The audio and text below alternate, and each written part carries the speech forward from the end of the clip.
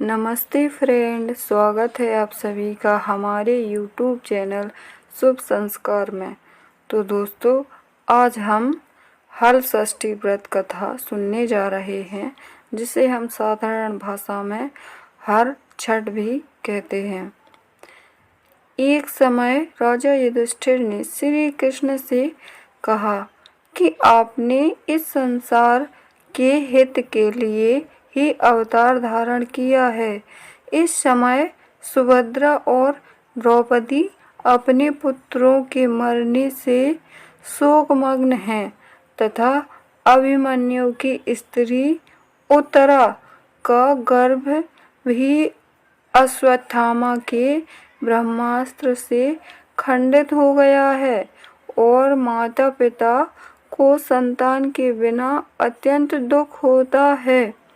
हे प्रभु, आप कोई ऐसा उपाय बतावें जिससे माता पिता संतान शोक से दुखी न हों और उत्तम दीर्घायु तथा स्वस्थ संतान हो।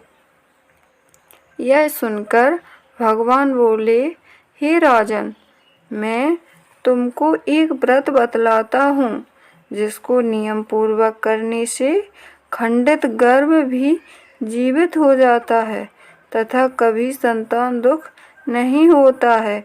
प्राचीन काल में सुभद्र नाम का एक प्रसिद्ध राजा था। उसकी रानी का नाम स्वर्णा था और उनके एक हस्ती नाम का प्रतापी पुत्र था, जिसने अपने नाम से हस्तिनापुरी बसाई। राजपुत्र एक दिन धायपुत्र के साथ गंगा जी में जल क्रीड़ा करने गया और गंगा जी में जल क्रीड़ा करने लगा। इतने में ही एक ग्राह ने उसे जल में खींच लिया। यह सुनकर रानी स्वर्णा बहुत दुखी हुई और धाय के पुत्र को भभकती हुई आग में डाल दिया। इसके बाद राजा रानी अपने अपने प्राण त्यागने को तैयार हो गए। धाय भी अपने पुत्र के शोक में किसी निर्जन वन में चली गई तथा वहां एक सुनसान मंदिर में शिव पार्वती तथा गणेश जी की विधिवत पूजा करने लगी। प्रतिदिन पूजन तथा व्रत करती थी। श्री कृष्ण बोले, हे युधिष्ठिर, उस व्रत के प्रताप से भाद्रपद मास की कृष्ण पक्ष की षष्ठी के दिन नगर में अद्भुत दर्शन हुआ और एकाएक धाय का पुत्र आग में से जीवित निकलते हुए देखा गया, जिससे सबको बड़ा आश्चर्य हुआ। इसका रहस्य बताने के लिए शिव की आज्ञा से दुर्वासा ऋषि वहां आए। राजा ने दुर्वासा को आया देखकर उनकी आगवानी का अर्थ दिया आदि से उनका पूजन किया तथा बारंबार नमस्कार करके ब्राह्मणी के पुत्र को जीवित निकालने का कारण पूछा। तब दुर्वासा ऋषि ने कहा, हे राजन, उस ब्राह्मणी ने वन में जाकर शिव पार्वती जी की, स्वामी कार्तिकेय एवं गणेश जी का ध्यान, पूजन, स्मरण आदि बड़ी श्रद्धा भक्ति से किया है तथा नियम पूर्वक व्रत किया है। यह उस व्रत का प्रभाव है जिसके कारण यह बालक जीवित ही मिल गया है। अतः आप भी वहां जाकर शुभ कर्म करें। राजा ने दुर्वासा ऋषि को विदा कर दिया। तदुपरांत वे दोनों वन को गए। राजा और रानी ने उस ब्राह्मणी को श्रद्धा के साथ पूजन अर्चन करते हुए देखा। राजा ने ब्राह्मणी को उसके पुत्र से मिला दिया। ब्राह्मणी ने राजा को उस उत्तम व्रत को सविस्तार बता दिया। उसने कहा, राजन, जिस दिन से आपके भय के मारे यहाँ आई हूँ, मैंने केवल वायु का सेवन करते हुए भगवान शिव, कार्तिकेय, पार्वती एवं गणेश जी की नियमित पूजा की है। एक दिन रात के समय स्वप्न में भगवान शिव ने मुझे दर्शन दिया और कहा कि तेरा पुत्र जीवित हो गया है, क्योंकि तूने हमारा व्रत एवं पूजन बड़ी श्रद्धा से किया है। यदि तुम्हारी रानी भी इस व्रत को विधि पूर्वक करे तो उसका पुत्र भी जीवित मिल जाएगा तथा और भी बहुत से पुत्र उत्पन्न होंगे।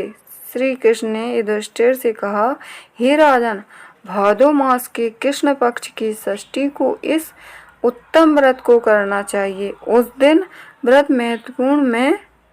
व्रत मुहूर्त में प्रातः काल स्नान करके काम, क्रोध, मोह, लोभ त्याग कर व्रत को नियम पूर्वक करना चाहिए। जब यह व्रत रखें तब किसी भी जीव की हिंसा न करें। व्रत संपूर्ण करने से पहले चींटी आदि का मार्ग उल्लंघन न करें तथा दोपहर के समय मित्रों सहित पलाश, ढाक तथा कुश के नीचे शिव, पार्वती, स्वामी कार्तिकेय तथा गणेश जी की मूर्ति स्थापित करके धूप, दीप, पुष्प, नैवेद्य आदि से भक्ति भाव से पूजा करें और प्रार्थना करें कि हे सौम्य मूर्ति, पंचमुख, शूलधारी, नंदी, श्रृंगी, महाकाय आदि गुणों से युक्त आप भगवान शिव को मैं साष्टांग प्रणाम करता हूँ। माता पार्वती जी को मैं नमस्कार करता हूँ। फिर विघ्न नाशक गणेश जी की वंदना करें।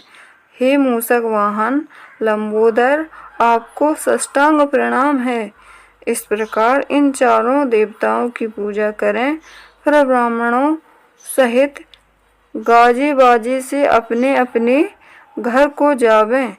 उस दिन समा के चावल का भोजन करें और दही, दूध तथा मिष्ठा विशेष रूप से सेवन करें। दुर्वासा ऋषि ने कहा, हे राजन, जो स्त्री पुरुष इस व्रत को करते हैं वह पुत्र पौत्र से संपन्न होकर सुखी रहते हैं। दुर्वासा ऋषि से यह कथा सुनकर और रानी ने विधि पूर्वक इस व्रत को किया। उसके प्रभाव से वह राजा का पुत्र शीघ्र ही ग्राह के गले से निकलकर बोलने लगा। यह चमत्कार देखकर राजा रानी ने दुर्वासा जी के चरणों में नमस्कार किया तथा व्रत के प्रभाव से राजा के और भी कई पुत्र हुए तथा राज्य में संकट का प्रभाव जैसे अनावृष्टि, महामारी, दुर्भिक्ष आदि के उपद्रव सदैव को दूर हो गए और राजा ने अनेक वर्षों तक निर्विघ्न राज्य करते रहे। श्री कृष्ण ने कहा, ये युधिष्ठिर, यदि उत्तरा भी यह व्रत करे तो उसके भी सब संकट दूर हो जाएंगे। श्री कृष्ण के ऐसे वचन सुनकर राजा युधिष्ठिर कृत हो गए। इस प्रसंग को भगवान कृष्ण ने युधिष्ठिर से कहा तथा दुर्वासा जी ने रानी सुभद्रा से कहा कि हे राजन, इस व्रत के करने से आपका शास्त्रोक्त विधि से उद्यापन में स्वर्ण, महिषी, गौ और वस्त्र ब्राह्मणों को दान में देवें। सोने अथवा चांदी की प्रति बनाकर वेद पाठी ब्राह्मणों सहित उनकी पूजा करें। राजा युधिष्ठिर ने भी व्रत को उत्तरा से करवाया, जिसके प्रभाव से अश्वत्थामा द्वारा खंडित किया हुआ गर्भ उत्तरा के उदर में हिलने डुलने लगा और फिर वही गर्भ राजा परीक्षित के रूप में प्रकट हुआ। जो कोई मनुष्य इस उत्तम व्रत को करता है उसके सब कार्य सिद्ध होते हैं, पुत्र पौत्रों की प्राप्ति होती है तथा सूर्यलोक में उसकी पूजा होती है।